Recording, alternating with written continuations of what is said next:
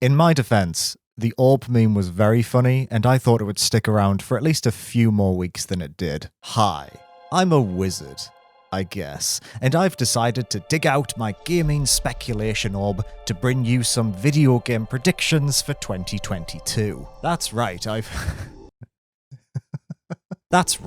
peeked into my crystal sphere to see what the year ahead holds. In terms of video games, I can't give you any information about virus variants. I mean, look at me, I'm not the voice of reason you should be looking to during this uncertain period of time. The last time I made a predictions video was in January 2014. In that video, I predicted that Steam machines would become a major competitor in the console space. So maybe take all of these predictions with a pinch of salt. I'm not Nostradamus, I'm a Geordie in a silk robe standing in front of a green screen. This is a cry for help. Alright, let's get on with it.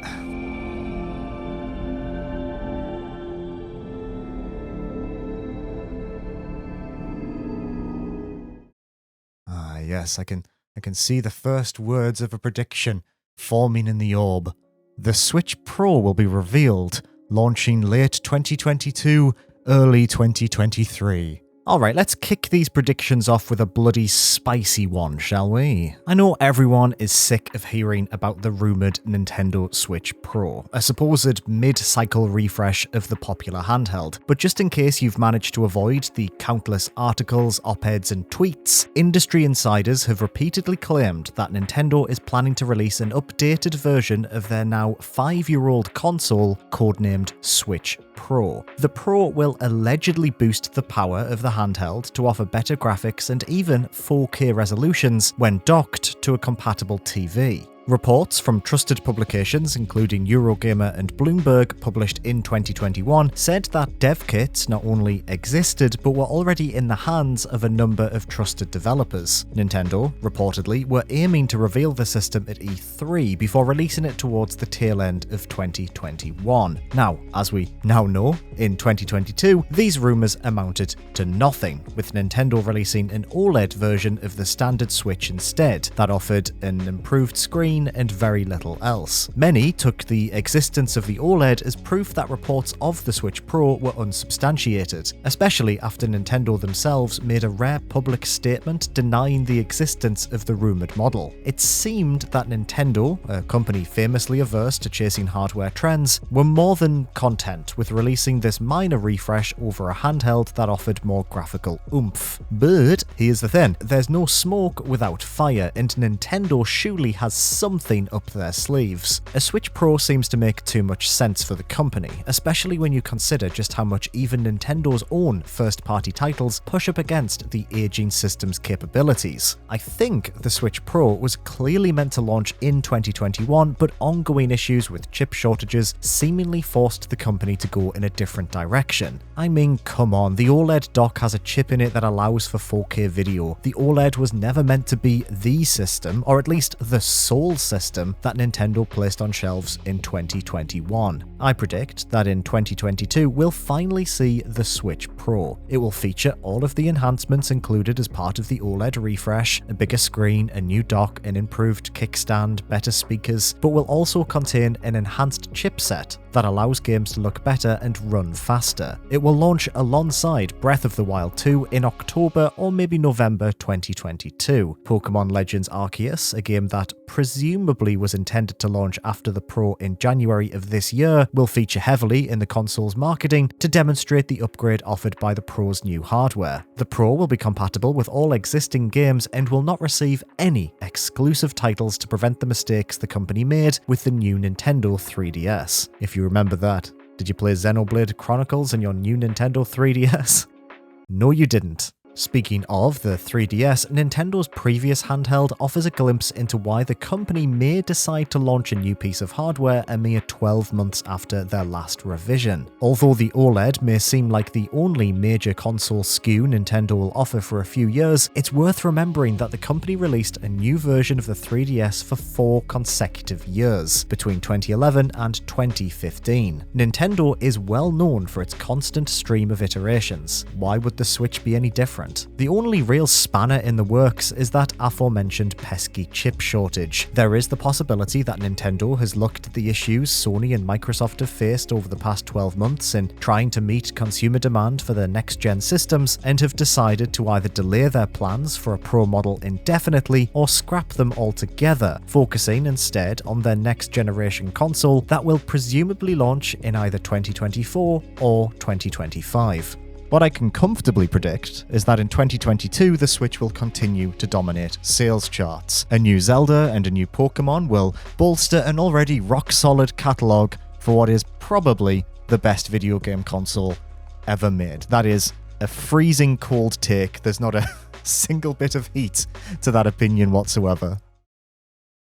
Sony step up to challenge Microsoft's Game Pass dominance, but their idea is half-baked and no one cares. Rumoured towards the tail end of 2021, Project Spartacus is Sony's alleged, and smartly codenamed, attempt to compete with Microsoft's hugely popular Game Pass subscription service. Game Pass, which allows players to download brand new first-party Xbox games on the same day they're released, alongside a steady supply of third-party and indie titles for a low monthly cost, has continued to go from strength to strength over the last few years. With the release of Microsoft's next-gen systems, the Xbox Series X and S, the service has redefined Xbox as a brand, positioning the family of consoles as a consumer-friendly alternative to PlayStation that is both affordable and generous. Sony, the market leader in the home console space, has been largely able to ignore Game Pass up to this point. Thanks to a strong lineup of first-party releases, the company has been able to sell their prestige experiences at full price, knowing full well that Microsoft can't include games that match the pedigree of a Last of Us or a God of War as part of their subscription service. At least they couldn't up until now. Following a number of high-profile acquisitions over the last few years, especially their purchase of publishing powerhouse Bethesda, Xbox is finally ready to deliver the goods. Based on recent rumours, Sony, it seems, are beginning to take notice. So in comes Project Spartacus, a tiered subscription package that looks set to combine the company's existing services, PlayStation Plus and PlayStation Now, into one thing. The service reportedly won't add any new PlayStation games the day they release, because why would they? They can sell them easily for £70 a pop, but will offer a classic games library instead. Locked behind Spartacus's most expensive tier, this collection of PS1, PS2, PS3 and PSP games will mark the first time Sony has attempted to capitalise on their lucrative back catalogue since the PlayStation 1 Classic, or as I like to call it, that thing that is becoming steadily more sun-bleached in the window of every CEX across the country. On paper, this all sounds terribly exciting, but in reality, I just don't think it will be. By simply merging two services that already exist, Sony isn't really planning on challenging Game Pass so much as they're just rebranding two products that they already offer. I would be very surprised if Sony enhanced Plus and Now to better reflect the content-rich nature of Game Pass, choosing instead to just meekly make an announcement that you can now pay for both at the same time if you want. No pressure, though. Oh look, a new God of War. Go buy that instead, please. That's £70. As for this supposed library of classic games, I predict these titles will only be playable via streaming, as Sony have explicitly expressed no desire to introduce native backwards compatibility for classic consoles on the PlayStation 5. Instead, Sony will throw players a metaphorical bone, allowing them to stream Secret Agent Clank on their 8K compatible televisions via the fucking internet, because fuck you. Side note, I predict Xbox Game Pass will continue to offer an embarrassment of riches throughout 2022, and I will even go as far to speculate that the best game of 2022 will be included as part of Microsoft's reasonably priced subscription service. 2022 is the year everything may finally pay off for Xbox. For Sony, it'll just be business as usual. Time will tell if that's enough. Yeah, they'll be fine. I just wanted to sound dramatic. What's this coming from the void? The Mario movie will be good, but Sonic 2 will be better. One of my personal highlights of 2021 was the announcement that America's only remaining actor, Chris Pratt, will be the voice of Mario in the upcoming Mario movie. It was one of those rare moments that saw the entire internet banding together to dunk on the same thing, taking great pleasure in memeing the announcement until all that remained was a smouldering Chris Pratt-shaped crater. He's so cool. The Mario movie is set to launch in 2022, and I mean, look, I'm not against the idea of a Mario movie. The concept seems fine, I suppose. Mario is the mascot of video games as a medium, and the fact Nintendo has waited this long to take another shot at making films about their most popular character is quite frankly bizarre. Although, let's face it, if this was your first attempt at a Mario movie, you'd probably procrastinate for 30 years as well. I don't actually mind the cast outside of default option in a character creator looking ass Chris Pratt. He's so cool. Jack Black as Bowser feels like an inspired choice, and I'm equally excited to hear Charlie Day and Seth Rogen's performances as Luigi and Donkey Kong respectively. But an animated Mario movie created by the team behind Despicable Me that features a voice cast that also doubles as a list of America's most reliable actors sort of feels like the studio are playing things a little too safe. Here's what I can predict with some certainty. The Mario movie will look visually stunning, because Illumination has a great track record when it comes to creating impressive CGI. It'll feature a generic storyline about actual human beings being sucked into a video game a la the modern Jumanji movies, or will instead focus on forcing Bowser to work with his longtime rivals to defeat a new foe created just for this movie, because new characters mean additional merchandising opportunities, probably. Maybe it'll be both. Either way, it'll be fine. Passable. It'll make mad bank, and the studio will immediately greenlight both a sequel and a spin-off starring Donkey Kong. The MCU, Mario Cinematic Universe, if you will be born and will eventually get Zelda and Metroid movies as well as a Star Fox TV show, followed by an endless, never-ending stream of Nintendo multimedia content until the sun explodes and we're all evaporated into dust. Only then will we truly find peace.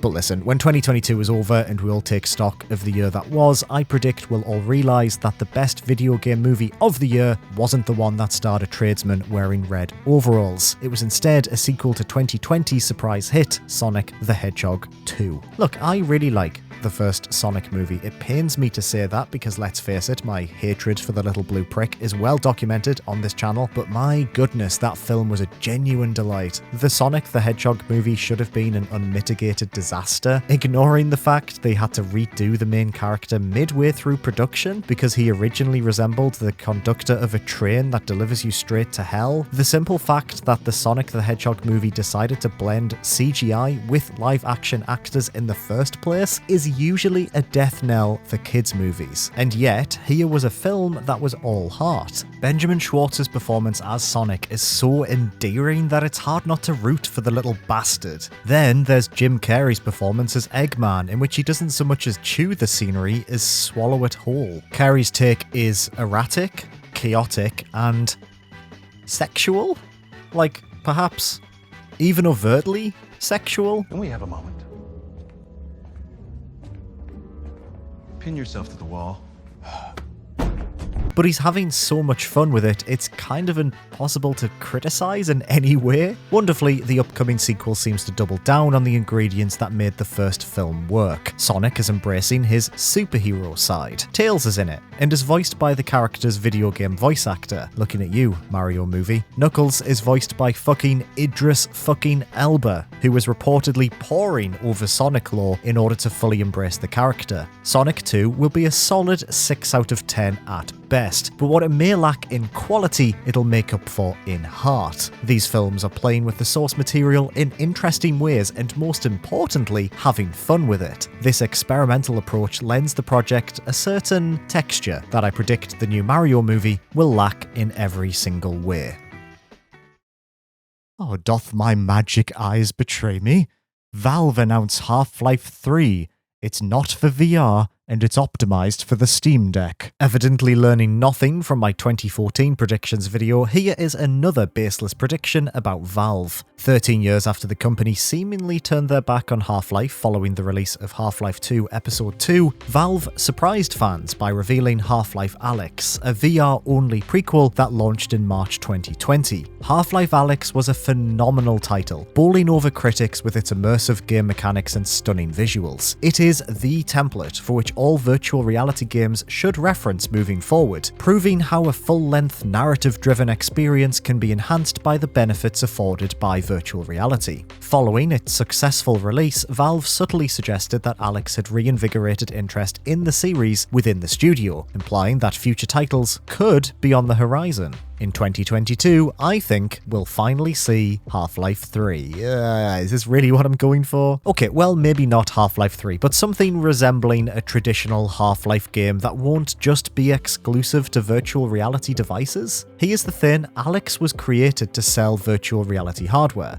Valve had invested a lot of time and a heap of money in their own VR headset, and they seemed to figure that the best way to shift hardware was to create a killer app by resurrecting their long-dormant and long-requested series. It's unclear how well this tactic worked in terms of generating sales for Valve's Index headset, but for long-term fans, having Half-Life back in any form felt like a dream come true. So, as we embark on our journey through 2022, here's what we currently know. Half-Life is back, albeit in VR form, and Valve seems keen to continue the series in one way or another. We also assume that the series was brought back in order to sell hardware. Therefore, it doesn't feel like too much of a stretch to suggest that with a new piece of Valve hardware launching in 2022, that the company could potentially be working on a new killer app. The Steam Deck is Valve's first foray into the handheld market, a portable PC that the company claims will allow owners to play all of their Steam games on the go. What better game to help promote this exciting new piece of tech than a brand new traditional Half-Life game, one that continues the story of Gordon Freeman and is built using the technology behind Alyx, Valve's Source 2 engine. Alternatively, perhaps the company will instead dip their tentative toe into Half-Life's waters by remastering Half-Life 2 in the Source 2 engine, releasing it for both the deck and modern consoles. The series has been absent for so long that Valve could feasibly opt to gauge general audience interest before deciding to commit themselves to creating an entirely new entry. Or, and this could be the most likely scenario, Valve will announce a straight sequel to Alyx that is also exclusive to VR devices. Alyx, after all, is the best virtual reality game currently available on the market, and it would be completely reasonable for them to continue down that path when it comes to future installments. Either way, I'm holding out hope that 2022 is the year Valve finally commits to Half-Life. Again, why do I do this to myself? Oh, the terrible weight of being so wise has led me to predict that Grand Theft Auto 6 will be revealed, but it will be a live service game and everyone will think it's piss. 2022 marks 9 years since Rockstar released Grand Theft Auto 5, a game so popular it has gone on to become the most profitable entertainment product ever. After skipping an entire console generation, it seems clear that the next big Rockstar game will be the highly anticipated Grand Theft Auto 6, and it's likely that 2022 is the year the company will finally show off what they've been presumably working on for the last few years. But here's the thing. Despite Grand Theft Auto 5 delivering the studio's most intricate and dense open-world crime simulation to date, the game's success in the eyes of corporate executives has not been due to its impeccable world design and narrative prowess. As we all know, GTA 5 contains a money-printing machine called GTA Online, a multiplayer mode stuffed full of microtransactions that became so immediately popular it caused Rockstar to cancel their planned single-player expansions for the base game in favour of additional content to keep players engaged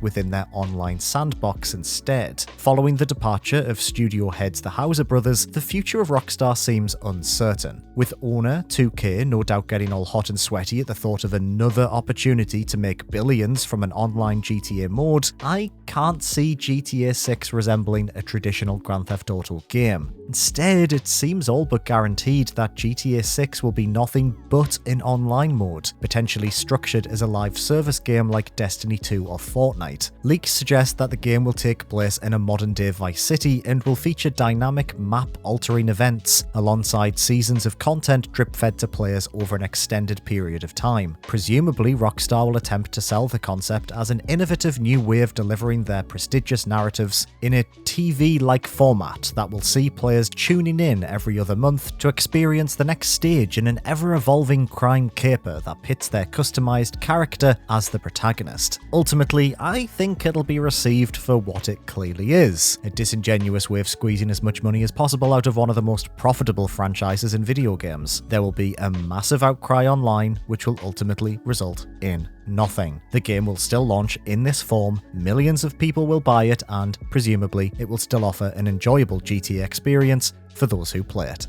Sorry to be cynical. I normally like to keep these videos nice and positive, but it's just the way the industry's heading, really. Speaking of... summoning forth these predictions, it's taking its toll on my mortal frame. Major publishers attempt to capitalize on NFTs, and all of them inevitably get their arse handed to them. NFTs... or non-fungible tokens, are digital items bought and sold by users using cryptocurrency. They are different from other digital products because the actual transaction is handled by a decentralized service known as the blockchain. NFTs are a scam that contribute nothing to society. They accelerate climate change and, worst of all, cause additional discourse on Twitter, but naturally it can be assumed every big video game publisher has a 103-year-old investor sat in the corner of a boardroom rasping about crypto and how it'll make him even richer before he crumbles into dust. So, of course, video games are going to be stuffed full of NFTs in 2022. Diablo 3's auction house, Counter-Strike's crates, Team Fortress 2's hats. The concept of tradable in-game items that are worth actual real-world money has been around for a long time, but now these items are called NFTs and the auction house is now decentralized, so it's different. Because they're more expensive? I guess. NFTs will never truly take off because they're just digital snake oil, and snake oil sellers don't hang around long enough to see what happens when the townfolk realise they've spent 100 ETH on the equivalent to a bottle of some weirdo's rancid piss. Tech bros are excited because they believe the more players in a game that features NFTs, the more money they'll get for their monkey avatars, whereas in reality the average gamer will be put off by the overly complicated and ultimately exclusionary language that's used to discuss this bullshit that is absolutely by design to trick idiots into thinking this stuff is important. As a result, every single attempt to implement NFTs by major publishers will fail, guaranteed. Ubisoft were the first company to expose their entire bare ass to the world when they introduced Quartz in December 2021, the first game to use this new cryptocurrency blockchain NFT bullshit.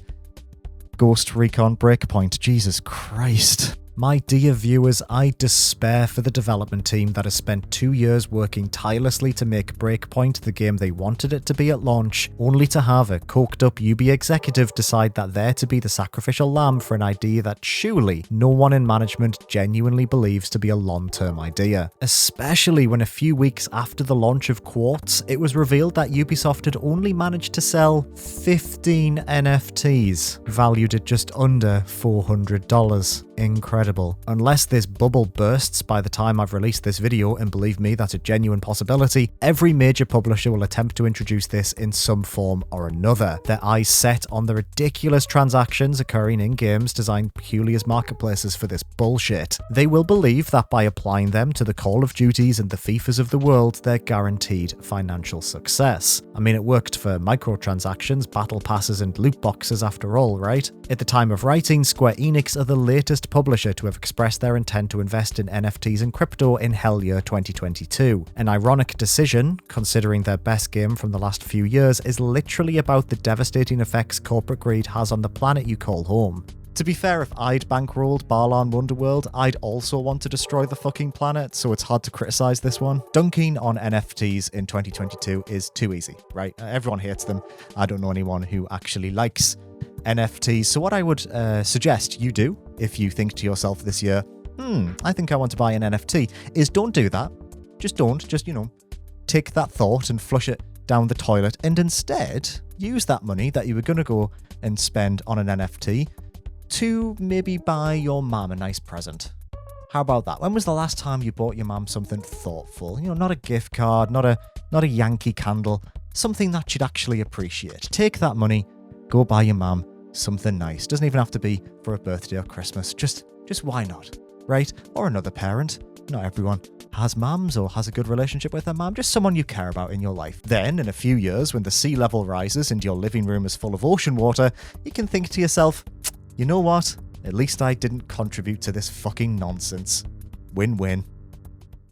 I have one more prediction left in me before I have to go have a nice wizard sleep in my comfortable wizard egg. It's going to be a great year for Nintendo games. In 2022, I think Nintendo will reveal a brand new 3D Mario, Metroid Prime remasters, and Metroid Prime 4. On top of this, the company will also tease a brand new Mario Kart that includes characters from their entire catalogue of games. Let's start with this new 3D Mario game. In much the same way that Breath of the Wild 2 seems to be remixing elements from the original game, the new Mario title will be a direct sequel to Super Mario Odyssey, introducing new levels and possessable enemies while maintaining the same pristine mechanics featured in the original game. Odyssey was too well received for the company not to take a second shot at it, and the structure of the original game seems perfect for the developers to whisk Mario and Cappy away to new and exciting worlds. Perhaps this time Peach will also be playable, seeing as the original game showed her desire for travelling between worlds herself after being rescued from Bowser's clutches. A Switch port of the Metroid Prime trilogy has apparently been complete for a number of years now, but Nintendo hasn't released it yet because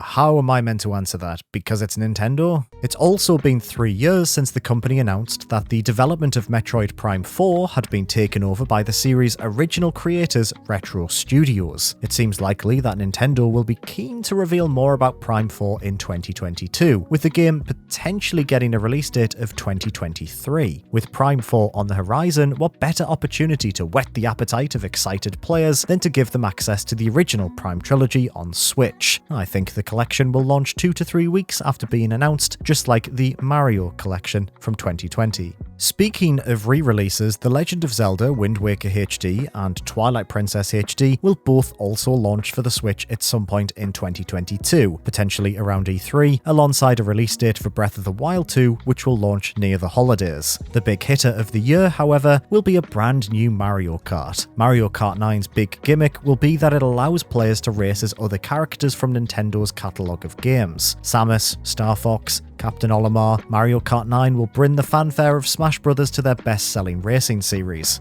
Why? Well, for starters, there's precedent for them to do so. Mario Kart 8's DLC packs added Link, Animal Crossing's Villager, and the Splatoon Kid into the mix, but also with the development of Smash Bros. Ultimate now over, it feels likely that the company will want another reason to keep fans feverishly speculating about one of their properties moving forward. Ugh.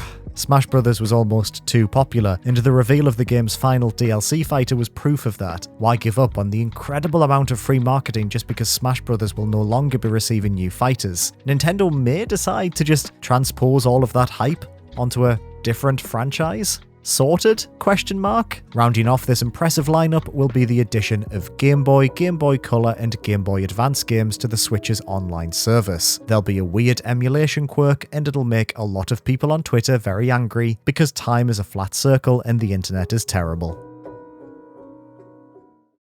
This was meant to be a quick video to kick the year off. The script is 4,500 words long. Fuck! Hello, welcome to the end of the video. That was some predictions for 2022 about video games. This is so itchy. I don't hate it, you know? I don't really hate the whole idea of long luxurious hair and a beautiful beard. I look like an old Jonathan Van Ness, and it's not a complaint. So yeah, thank you for watching. If you enjoyed this video, like, share, comment, tell me some of your predictions. Dispute mine. Get really angry. Make me cry. Go on. Make me cry. Anyway, Happy New Year. I know it's a few weeks after New Year, but this was meant to come out just after New Year. I wish you a very lovely 2022. And this is how I'm kicking off the year, so who knows what bullshit 2022 has in store for the channel. Thank you for watching. You take care.